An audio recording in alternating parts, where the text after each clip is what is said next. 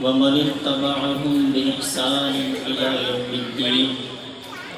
أما بعد، أعوذ بالله من الشيطان الرجيم. بسم الله الرحمن الرحيم. الصلاة والسلام عليك يا رسول الله وعلى آلك وأصحابك يا حبيب الله. الصلاة والسلام عليك يا نبي الله وعلى آلك وأصحابك يا نور الله. گلے خوشرنگ رسول عربی و مدنی، زیب دامان ابد ترے دستار ازلی. ہونا یہ پھول تو بلبل کا ترنم بھی نہ ہونا یہ پھول تو بلبل کا ترنم بھی نہ ہو، چمنے دہر میں کلیوں کا تبسم بھی نہ ہو. یہ نہ ساقی ہو تو پھر میں بھی نہ ہو، ہم بھی نہ ہو. بزم توحید بھی دنیا میں نہ ہو، تم بھی نہ ہو. خیمہ افلاک کا استادہ اسی نام سے ہے، نبض ہستی تپش آمادہ اسی نام سے ہے. قوت عشق سے ہر پست کو بالا کر دے، دہر میں اسم محمد سے اجالا کر دے. کہ محمد سے وفا تو نے تو ہم تیرے ہیں، یہ جہاں چیز ہے کیا لوح و قلم تیرے ہیں. بمصطفیٰ برساں خیش را کے دی ہماؤس، اگر بہو نہ رسیدی تمام وہ لہبیس. اللہ کی سرتابہ قدم شان ہے یہ، انسان نہیں انسان وہ انسان ہے یہ. قرآن تو ایمان بتاتا ہے انہیں، ایمان یہ کہتا ہے میری جان ہے یہ. ایمان یہ کہتا ہے میری جان ہے یہ. ہر شے میں اگر آپ کا جلوہ نہیں ہوتا، ہوتی نہ یہ شام سویرا نہیں ہوتا. ہر شے میں اگر آپ کا جلوہ نہیں ہوتا، ہوتی نہ یہ شام سویرا نہیں ہوتا. وہ نور مجسم جو نہ ہوتا تو جہاں میں سورج بھی نکلتا تو اجالا نہیں ہوتا. وہ نور مجسم جو نہ ہوتا تو جہاں میں سورج بھی نکلتا تو اجالا نہیں ہوتا. حضرت امام سخاوی رحمۃ اللہ تعالی علیہ القول البدیع فی الصلاۃ علی الشفیع کے اندر ایک روایت نقل فرماتے ہیں. اللہ پاک کے آخری نبی محمد عربی صلی اللہ تعالی علیہ وسلم ارشاد فرماتے ہیں، ان للہ ملکا لہ جناحان احدہما بالمشرق والآخر بالمغرب، فإذا صلى العبد علی حبا انغمس فی الماء ثم ينتفض فيخلق الله من كل قطرة منه ملكا یستغفر لذلک المصلی علی الی یوم القیامہ. فرمایا کہ اللہ پاک کا ایک فرشتہ ہے، اور اس فرشتے کی شان یہ ہے کہ اس کا ایک پر مشرق میں تو دوسرا پر مغرب میں،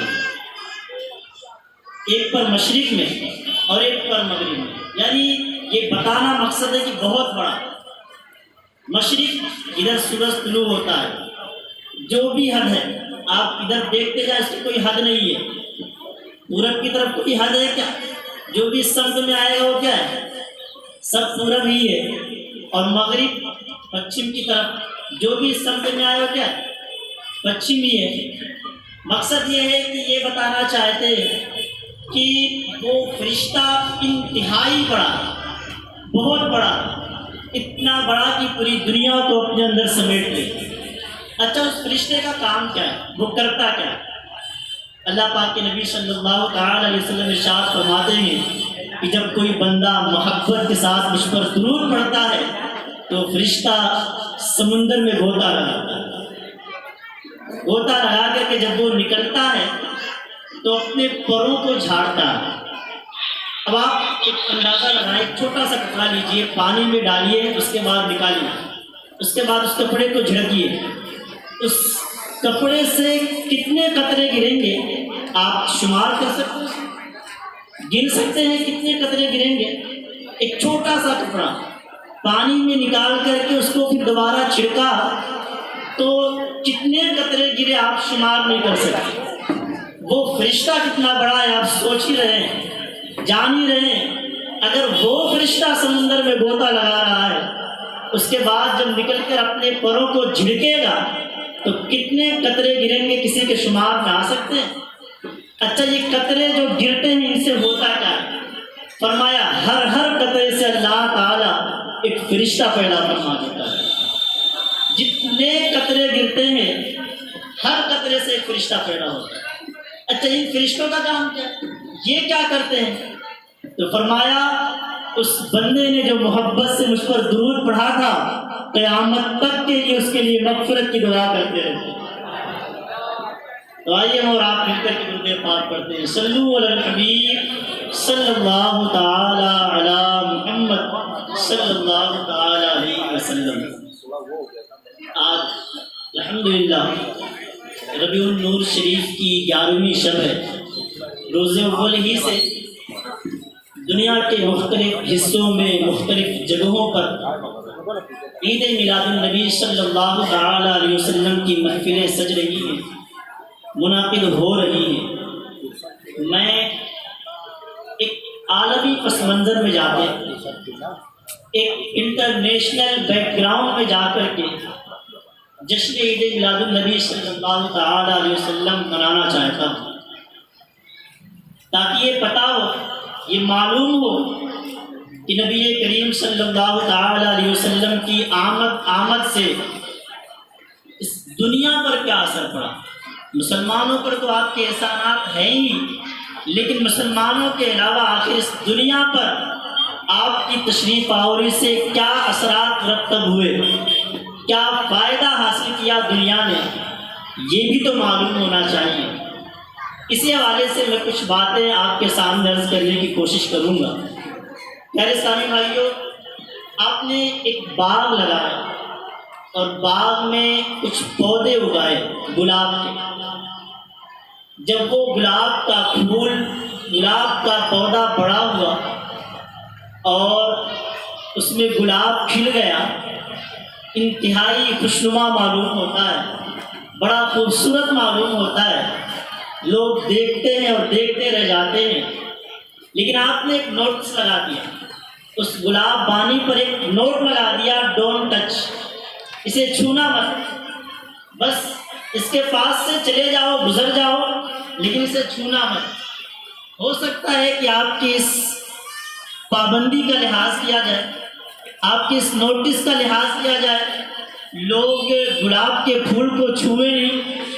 لیکن مجھے بتائیں کہ کیا کوئی شخص جب اس گلاب کے پھول کی خوشبو پھیلے گی تو کیا اس خوشبو پر پابندی لگا سکتا ہے؟ کیا گلاب کے پھول کی خوشبو کو زنجیر لگا سکتا ہے؟ بالکل نہیں لگا سکتا ہے۔ جو بھی گزرے گا اس کا دماغ معطل ہو جائے گا۔ نبی کریم صلی اللہ تعالی علیہ وسلم کی ذات، آپ کی تعلیمات پر لوگوں نے پابندی لگانے کی کوشش تو کی، سوچا کہ اس کی تعلیمات ہم تک نہ پہنچے، لیکن جو قریب سے گزرا معطر ہوتا چلا گیا۔ جس تک آپ کی تعلیمات کی خوشبو پہنچی، آپ کے اخلاق کریمہ کی خوشبو پہنچی، اس کا دماغ معطر ہو گیا، اس کا دل کھل گیا اور وہ مسلمان ہوئے بغیر نہ رہ سکا۔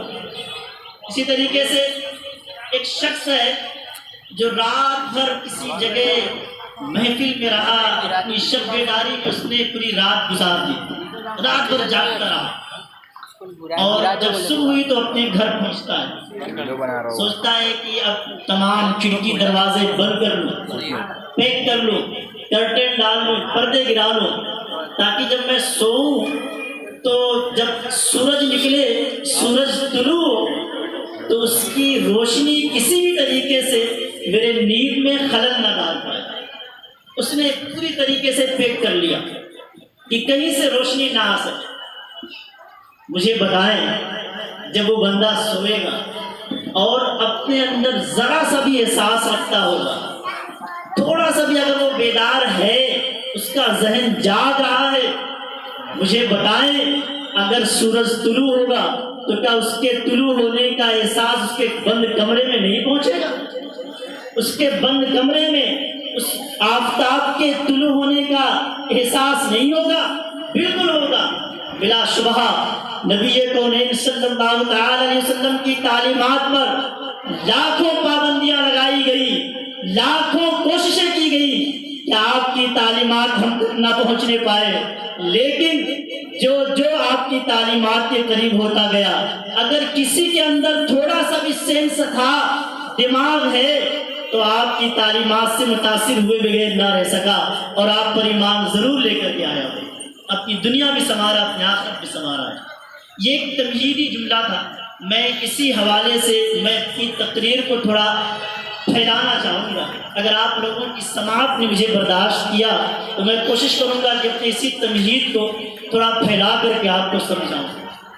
دیکھیں، آج دنیا میں مختلف دن منائے جاتے ہیں، مختلف قومیں مختلف ایام مناتے ہیں، مختلف ڈے مناتے ہیں اور بڑے جوش و خروش کے ساتھ مناتے ہیں۔ انسانی فطرت کا تقاضا ہے کہ وہ سیلیبریٹ کرتا ہے، سیلیبریشن کرنا، سیلیبریٹیو نیچر کے ساتھ انسان پیدا کیا گیا ہے۔ ایسا ہو ہی نہیں سکتا ہے کہ وہ ہو انسان اور جشن نہ مناتا ہو، خوشی یا غم کا اظہار نہ کرتا ہو، پروگرامز نہ رکھتا ہو۔ اگر انسان ہے تو پروگرام کرے گا، جشن منائے گا۔ یہی وجہ ہے کہ دنیا مختلف قومیں جشن مناتی ہیں، دن مناتے ہیں، مختلف ایام مناتے ہیں، بڑے جوش و خروش کے ساتھ مناتے ہیں۔ وہ بھی مناتے ہیں جو دن مناتے ہیں اور وہ بھی مناتے ہیں جو دن نہیں مناتے۔ مثلاً یوم آزادی لے لیجیے، آزادی کا دن یہ دنیا کی مختلف قومیں مناتی ہیں۔ مختلف قوموں نے اپنے اوپر سے سامراجی قوتوں کو مار بھگایا، جن سامراجی طاقتوں نے ایک وقت تک ان پر حکومت کی، غلبہ اختیار کیا تھا، ان کو ایک دن اپنا ملک چھوڑنے پر مجبور کیا، اپنا وطن چھوڑ جانے پر مجبور کیا۔ جس دن ان کی وہ سامراجی قومیں، قوتیں ان کا وطن چھوڑ کر گئی، ان قوموں نے اس دن کو یوم آزادی کے طور پر منا لیا۔ ہندوستان میں دیکھ لیجیے، 15 اگست 1947 انگریزوں کے تسلط سے ہندوستان آزاد ہوا۔ آج ہم اس دن کو یوم آزادی کے طور پر منا رہے ہیں کہ نہیں منا رہے ہیں؟ انشاءاللہ بعد میں مناتے رہیں گے۔ یہ مختلف قومیں ہیں جو اپنی آزادی کے دن مناتے رہتی ہیں، لیکن میں اس ذات کا ذکر کرنا چاہتا ہوں جس نے زمین ہی نہیں آزاد کرائی ہے، جس نے ملک نہیں آزاد کرایا ہے، بلکہ ہماری پیشانی کو آزاد کرایا ہے، انسانیت کے وقار کو آزاد کرایا ہے، انسانیت کے شناخت کو آزاد کرایا ہے، انسانیت کی پہچان کو آزاد کرایا ہے، انسانیت کی عزت کو آزاد کرایا ہے، انسانیت کے وقار کو آزاد کرایا ہے۔ وہ ذات انیس بے کسا کی ذات ہے، وہ ذات سرور عالم صلی اللہ علیہ وسلم کی ذات ہے۔ اگر تمہیں آزادی کا دن منانا ہی ہے مناؤ، لیکن میرے مصطفیٰ کریم صلی اللہ علیہ وسلم کا میلاد بھی مناؤ، کیونکہ جو آزادی آپ نے دلائی ہے، دنیا نے ایسی آزادی نہ آج تک دی ہے نہ قیامت تک دے سکتی ہے۔ بتاؤں کیسے آزادی دی ہے؟ بہت زیادہ نہیں، بس صرف ایک مثال دیتا ہوں۔ نبی کونین صلی اللہ علیہ وسلم کی آمد سے پہلے انسان کتنا ذلیل ہو چکا تھا معلوم ہے؟ وہ انسان جو اشرف المخلوقات ہے، وہ انسان جس کے اوپر تاج کرامت رکھا گیا ہے، اللہ عز و جل وَلَقَدْ كَرَّمْنَا بَنِي آدم کا تاج زرعی سجایا ہے، وہ انسان جو تمام مخلوقات میں سب سے افضل ہے، جو مسجود ملائکہ ہے، وہ انسان جو احسن تقویم میں پیدا کیا گیا ہے۔ اس انسان کی کیفیت یہ تھی کہ کبھی درختوں کے سامنے جھکا ہوا ہے، کبھی پتھروں کے آگے جھکا ہوا ہے، کبھی شجر و حجر کے آگے جھکا ہوا ہے، دریاؤں کا سجدہ کر رہا ہے، پہاڑوں کا سجدہ کر رہا ہے، سورج چاند کا سجدہ کر رہا تھا، بلندی پستی کا سجدہ کر رہا تھا، ہر قوت ہر توانائی کا سجدہ کر رہا تھا، کہیں حسن کا سجدہ کر رہا تھا، کہیں بدصورتی کا سجدہ کر رہا تھا، کہیں نقصان کا سجدہ کر رہا تھا، کہیں نفع کا سجدہ کر رہا تھا۔ ایک مجبور پیشانی تھی انسان کی، اور 35 کروڑ چیزیں اس کی بڑائی، اس کی معبود بنی ہوئی تھی، اس کی خدا بنی بیٹھی تھی۔ یا رسول اللہ، آپ کا احسان عظیم ہے کہ آپ نے ایک خدا کا سجدہ کر کے ہم کو ان تمام 35 کروڑ چیزوں کے سجدہ کرنے سے ہمیں آزادی دلا دی ہے۔ اس سے بڑی آزادی اور کیا ہو سکتی ہے؟ یا رسول اللہ، آپ نے ہماری پیشانی کو آزاد کرایا ہے، ہماری مذاق بندگی کو آزاد کرایا ہے۔ تم آزادی کا دن مناتے ہو، مناتے رہو، لیکن میں کہتا ہوں اگر آزادی کا دن منانا ہے تو میرے مصطفیٰ کا میلاد مناؤ۔ نبی کونین صلی اللہ علیہ وسلم نے جو آزادی دلائی ہے، آپ سے پہلے کسی نے نہ دلائی ہے اور نہ قیامت تک دلا سکے۔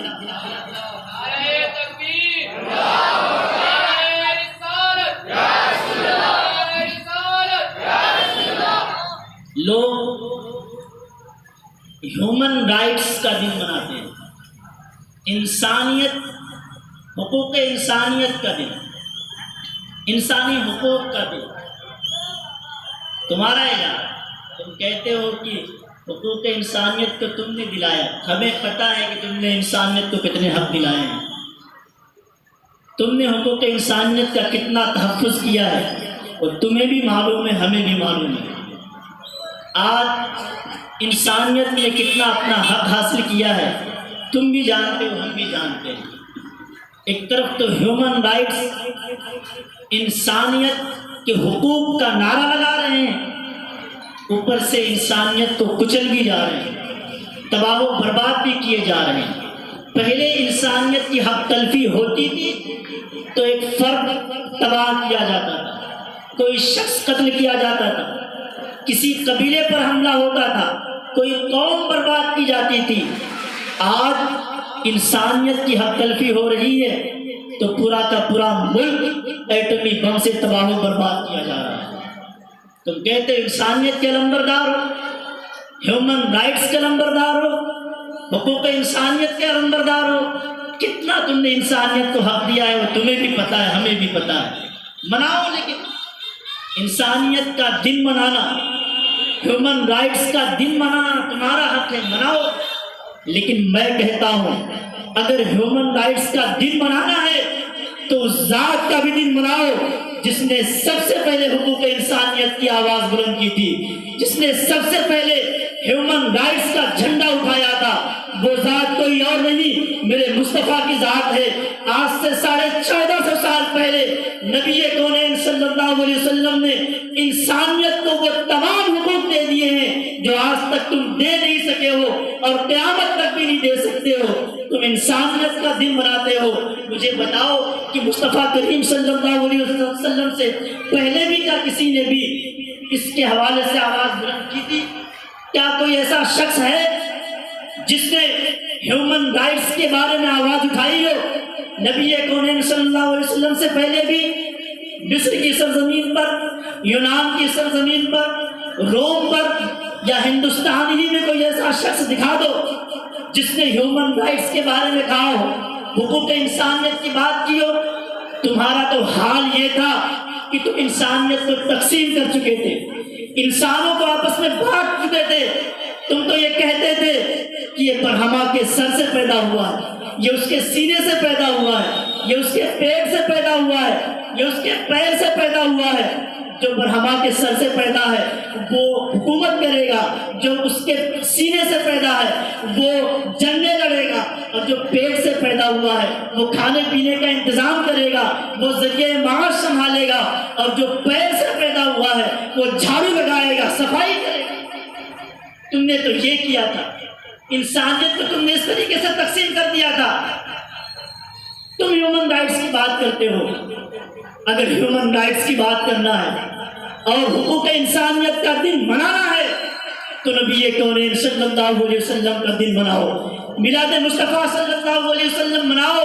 میرے آقا صلی اللہ علیہ وسلم نے 1450 سال پہلے انسانیت کے تحفظ کے لیے حقوق انسانیت کا سب سے پہلا منشور حیات، first charter of human rights Quran مقدس کی شکل میں دے دیا ہے، خطبہ حجۃ الوداع کی شکل میں دیا ہے اور اس نے وہ سارے حقوق عطا فرما دیے ہیں جو آج تک تم انسانیت کو دے بھی نہیں سکتے ہو، قیامت تک دے بھی نہیں سکتے ہو۔ اس لیے اگر تمہیں حقوق انسانیت کا دن منانا ہے تو نبی کون صلی اللہ علیہ وسلم کا میلاد مناؤ، میرے آقا صلی اللہ علیہ وسلم کا میلاد مناؤ۔ لوگ آج کل وومن ڈے مناتے ہیں، حقوق نسواں کا دن، عورتوں کے حقوق کا دن۔ بڑی دیر میں یاد آئی ہے کہ عورتوں کا بھی دن منانا چاہیے، بڑی دیر میں خیال آیا ہے کہ عورت بھی احساس رکھتی ہے، عورت کے اندر بھی فیلنگ ہوتی ہے، ورنہ تو یونان کی سرزمین پر یہ سمجھا جا رہا تھا کہ دیکھا جائے عورت کے اندر احساس بھی ہے کہ نہیں، ایسا عورت کے اندر فیلنگ بھی کوئی چیز ہوتی ہے کہ نہیں ہوتی ہے۔ اس قدر عورت کچل دی گئی تھی کہ ظلم سہتی تھی لیکن بول نہیں سکتی تھی، ظلم برداشت کرتی تھی لیکن کرا نہیں سکتی تھی۔ کرانے تک کی طاقت تم نے عورت سے چھین لیا تھا۔ تم آئے ہو حقوق نسواں کی بات کرنے کے لیے، عورتوں کے حقوق کی بات کرنے کے لیے۔ اگر حقوق انسان، حقوق نسواں کی بات کرنا ہے تو سوچو میرے مصطفیٰ کریم صلی اللہ علیہ وسلم جس دور میں تشریف لائے وہ دور کتنا تاریک دور تھا، وہ دور کیسا دور تھا۔ نبی کونین صلی اللہ علیہ وسلم کی تشریف آوری ہو رہی ہے، عورت بیچی جا رہی تھی، عورت خریدی جا رہی تھی، عورت کا سودا کیا جاتا تھا۔ آج بھی عورت بیچی جا رہی ہے، آج بھی عورت خریدی جا رہی ہے، آج بھی عورت کا سودا کیا جا رہا ہے۔ بس فرق صرف اتنا ہے کہ پہلے عورت خود بیچی جاتی تھی، آج عورت اتنی گر گئی ہے، اتنی گر گئی ہے کہ وہ خود نہیں بک رہی ہے، سامان کے ساتھ بکتی ہے۔ کسی ہوٹل کی ایڈورٹائزنگ کرنی ہوتی ہے، کسی سامان، کسی کپڑے کا پرچار کرنا ہوتا ہے، ایئر لائنس کا پرچار کرنا ہوتا ہے تو تم عورت کی ننگی تصویر لگا کر کے تم اس کا پرچار کرتے ہو۔ یہ تم نے آزادی دی ہے، مرد کی ننگی تصویر کیوں نہیں لگاتے ہو؟ یہی تم آزادی دی ہے۔ اور حقوق نسواں کی بات کر رہے ہو، عورتوں کے حقوق کی بات کر رہے ہو۔ نبی کونین صلی اللہ علیہ وسلم کا جو دور تھا، بتائیں کتنا تاریخ دور رہا ہوگا۔ اس وقت نبی کونین صلی اللہ علیہ وسلم ارشاد فرما رہے ہیں کہ جس کے گھر میں 3 بچیاں ہوں، اگر وہ ان کی پرورش کر کے ان کا نکاح کرا دے تو جنتی ہے۔ فرمایا اگر حضرت ام المؤمنین صدیقہ رضی اللہ تعالیٰ عنہا عرض کرتی ہیں یا رسول اللہ اگر کسی کے گھر میں صرف 2 بچی ہو تو فرمایا وہ بھی جنتی ہے۔ عرض کی یا رسول اللہ اگر ایک ہی بچی ہو تو فرمایا تب بھی جنتی۔ تم آئے ہو عورتوں کے حقوق دینے کے لیے، مجھے بتاؤ بچوں کی تربیت پر، بچوں کی پرورش پر،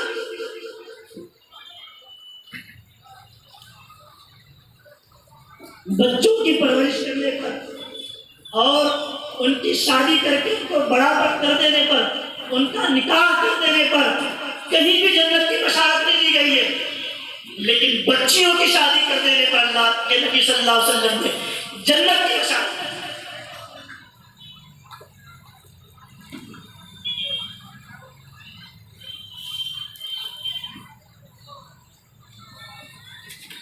تم عورتوں کے حقوق کی بات کرنے کے لیے آئے ہو، نبی کونین صلی اللہ علیہ وسلم گزر رہے، صحابہ کرام کے ساتھ تشریف فرماتے، دیکھا ایک گھر روشن ہے۔ صحابہ کرام نے عرض کیا یا رسول اللہ یہ گھر بہت روشن معلوم ہوتا ہے، برابر معلوم ہو رہا ہے۔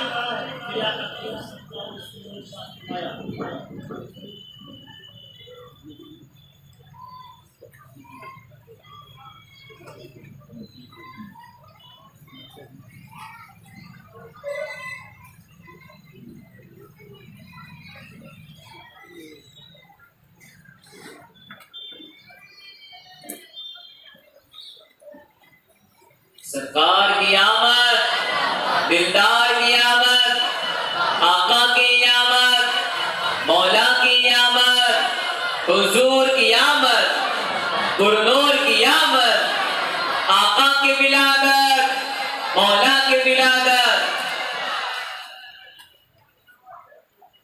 بات کی جا رہی ہے، عورتوں کو بیچا جا رہا تھا، نبی کونین صلی اللہ علیہ وسلم نے انہیں عزت و مقام مرتبہ عطا فرمایا۔ آپ تشریف لے جا رہے تھے، دیکھا ایک گھر منور ہے، روشن نظر آ رہا اس پر انوار و تجلیات کی بارش ہو رہی تھی۔ صحابہ کرام نے عرض کیا یا رسول اللہ یہ گھر بڑا منور معلوم ہوتا ہے، اس گھر پہ انوار و تجلیات کی بارش آ رہی ہے۔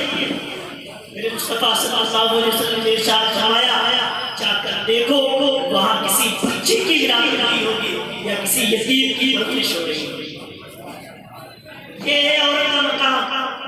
میرے مصطفیٰ نے عورت کو یہ مقام و مرتبہ عطا فرمایا۔ مرتبہ ارشاد فرمایا خیرکم لأہلی خیرکم لأہلی وانا خیرکم لأہلی، تم میں بہتر وہ ہے جو اپنے بیوی بچوں کے لیے بہتر ہو، اور میں تم میں اپنی بیوی بچوں کے لیے سب سے یہ عزت و مقام یہ مرتبہ کے ساتھ دیا ہے۔ بیوہ اس کا حال یہ تھا، آپ کے ہندوستان کا یہ حال تھا کہ جب اس کا شوہر مر جاتا تھا، اس کے شوہر میں انتقال ہو جاتا تھا تو اس بیوہ کو اس کی چتا کے ساتھ جلا دیا۔ کہتے تھے کہ اس بیوہ کی نحوست کی وجہ سے اس کے شوہر کو مار دیا۔ اور وہی ظالم اگر عورت مر جاتی تو شوہر کو نہیں جلاتے، اس کی نحوست نہیں ہوتی تھی۔ اس میل ڈومینیٹنگ سوسائٹی میں مرد ہی سب کچھ تھا، عورت بالکل مجبور محض بھیجی گئی تھی، اس کو کچل کر رکھ دیا گیا تھا۔ یہ حال تھا، لیکن نبی کون صلی اللہ علیہ وسلم 25 سال کی عمر میں ایک جوانی کی حالت میں بالکل جب حسن و جمال کی رہنمائی آپ کے قدموں کا بوسہ ہو رہی تھی، آپ عین شباب تھے۔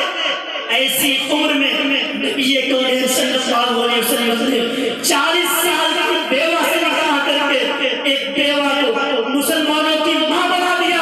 اب اگر کوئی بیوہ کو تکلیف دے گا، اب اگر کوئی بیوہ کو سبق دے گا تو ماں کو تکلیف دے گا، ماں کو ہاتھ لائے گا۔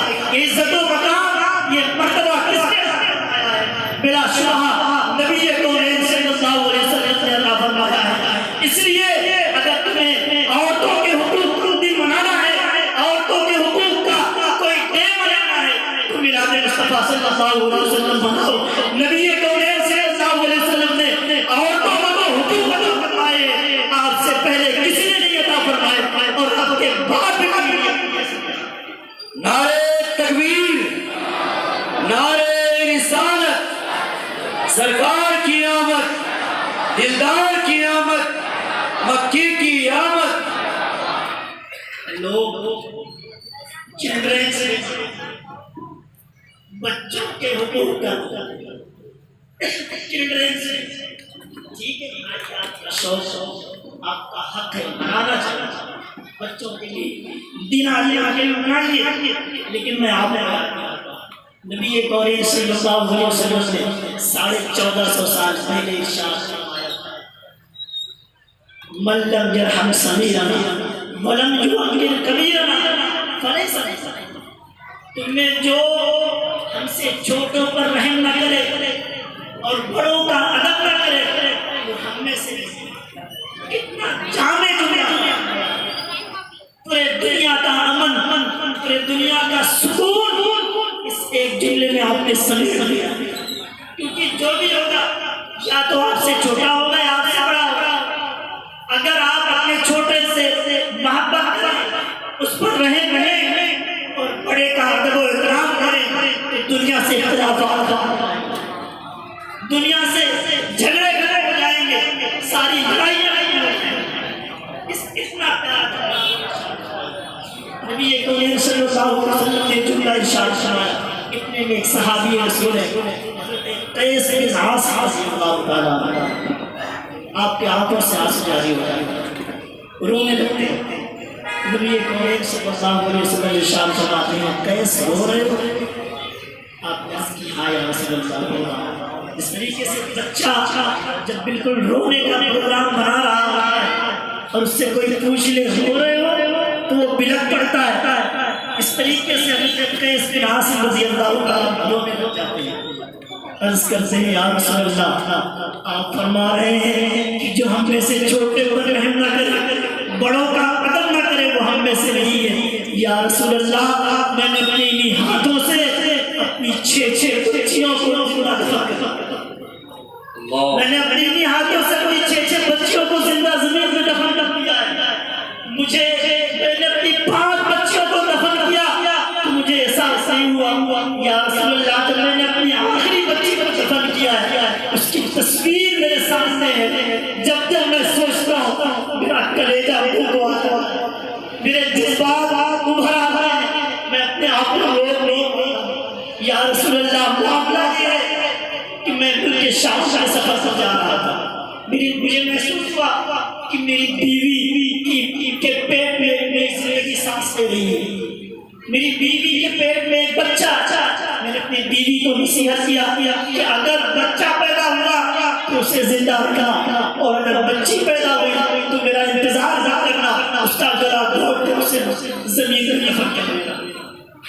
یا رسول اللہ میں کے شام کے سفر سے واپس آ گیا میں نے اپنی بیوی سے پوچھا میری بیوی نے کہا تم گئے تھے تو ایک مرا ہوا بچہ پیدا ہوا تھا میں نے اس کو دفن کر دیا کئی سالوں کے بعد تقریباً 7-8 سال کے بعد میں دوبارہ جب اپنے گھر میں اچانک آیا تو میں نے دیکھا کہ میری بیوی ایک بچی کو ایک بچی کی زلفیں سنبھال رہی ہے اس کو کھلا رہی ہے میں نے اپنے گھر میں اپنے صحن میں بچی کو دیکھا تو میرے خون میں آگ آ گئی میرے جسم میں آگ آ گئی میں تڑپ اٹھا میں نے کہا یہ بچی کس لیے میری بیوی کہہ رہی ہے یہ وہی بچی ہے یہ تو ملک شام کا سفر پر جا رہا تھا میرے پیٹ میں پڑ رہی تھی میں نے وہ مردہ بچی نہیں تھی بلکہ یہ وہی بچی پیدا ہوئی تھی میں نے چاہا تھا اس کا گلا دبا کر کے اس کو مار ڈالوں اس کو دفن کر دوں لیکن جب میں نے اپنا ہاتھ بڑھایا میرے اندر کی ماں جاگ گئی تھی میرے اندر کی ممتا بیدار ہو گئی تھی اس نے کہا نادان یہ تیری ایک ہی بچی ہے تیرے پاس کوئی اولاد نہیں ہے تیرے پاس کوئی بچہ نہیں ہے اس کو تو بچا لے اس کو تو زندہ رکھ لے میں اپنے آپ کو رو سکی ہوں اس وقت سے لے کر میں آج تک سے پال رہی ہوں اب اگر تجھے اس کو مارنا ہی ہے تو مجھے بھی اس کے ساتھ دفن کر قیس بن عاصم رضی اللہ تعالیٰ فرماتے ہیں میں نے عرض کیا یا رسول اللہ میں نے تو اس وقت کچھ نہیں کہا لیکن جب رات ہوئی اور پورا سناٹا پھیل گیا مکہ المکرمہ کے لوگ سو گئے تو میں نے اپنی بچی کو اس کی ماں کے پاس سے کھینچا بچی رونے لگی چلانے لگی تو میں نے اس کے منہ پر اپنا ہاتھ رکھ دیا کہ کہیں چلا نہ سکے اس کی آواز سے اس کی ماں بیدار نہ ہو جائے اس کے منہ پر میں نے اپنا ہاتھ رکھ دیا اور اسے لے کر وہ صحرا میں پہنچا جہاں پر قوم کی اور بچیاں زندہ دفن کر دی گئی تھی جہاں پر میں نے اپنی بقیہ 5 بچیوں کو زندہ دفن کیا تھا جب میں اس صحرا پر پہنچا تو میں اپنے بچی کے منہ سے اپنا ہاتھ ہٹا دیا میں نے اپنا ہاتھ ہٹایا تو وہ بچی چلا رہی ہے اماں اماں اماں اپنی ماں کو آواز دے رہی ہے رو رہی ہے میں ایک سوال کرتا ہوں آپ لوگوں سے باپ قریب ہے وہی موجود ہے لیکن بچی رو رہی ہے تو اپنی ماں کا نام لے رہی ہے ماں کہہ رہی ہے باپ تو قریب ہے اپنے باپ کو پکارنا چاہیے تھا وہ باپ کو چھوڑ کر اپنے ماں کو کیوں پکار رہی ہے اصل میں مسئلہ یہ ہے کہ پکارا اسے جاتا ہے جس سے محبت ہوتی ہے پکارا اسے جاتا ہے جس سے امید ہوتی ہے پکارا اس سے جاتا ہے جس سے تعلق ہوتا ہے جس سے لگاؤ ہوتا ہے اس بچی کو اپنے باپ سے کوئی امید نہیں تھی اپنے باپ سے مدد کی کوئی آس نہیں تھی ماں سے امید تھی ماں سے مدد کی امید تھی وہ دور تھی لیکن پھر بھی وہ بچی اپنی ماں کو بتا رہی ہے آج امت مسلمہ جس پریشانی کے عالم میں ہے آج سے پہلے کبھی اس مسلمانوں کا ایسا حال نہیں ہوا تھا آج سے پہلے کبھی ہمارا یہ برا حال نہیں ہوا تھا آج جس پریشانی کے عالم میں ہم گزر رہے ہیں اس پریشانی کے عالم میں ہم اسی کو پکاریں گے جس سے مدد کی امید ہے اسی لیے آج کی دنیا میں ہم یا رسول اللہ کا نعرہ لگا رہے ہیں یا حبیب اللہ کا نعرہ لگا رہے ہیں اپنے نبی کو پکار رہے ہیں یا رحمت للعالمین کہہ رہے ہیں کیونکہ ہمیں آپ سے مدد کی امید ہے